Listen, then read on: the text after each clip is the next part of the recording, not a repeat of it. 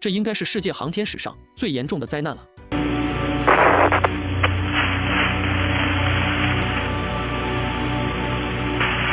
1986年1月28日，美国航天宇航局 NASA 要发射挑战者号航天飞机，这个大家伙重达1600吨，这已经是他第10次进入太空执行任务了。然而更重要的是，这一次他要载着7名航天宇航员，这次载人航天任务承载着美国对外太空的进一步探索。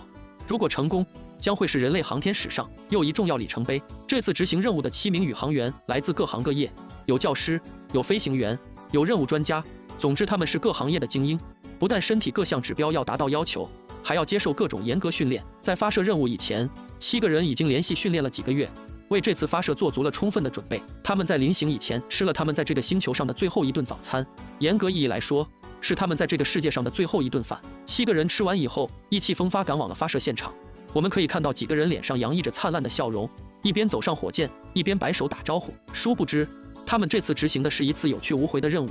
在工作人员检查无误以后，挑战号于上午11点38分发射升空。发射现场的围观人员一阵欢呼，整个过程被完整记录了下来。正当所有人为挑战者号喝彩的时候，画面中突然呈现飞机爆炸的影像，所有人被惊呆了，包括在飞行控制室大厅里的工作人员。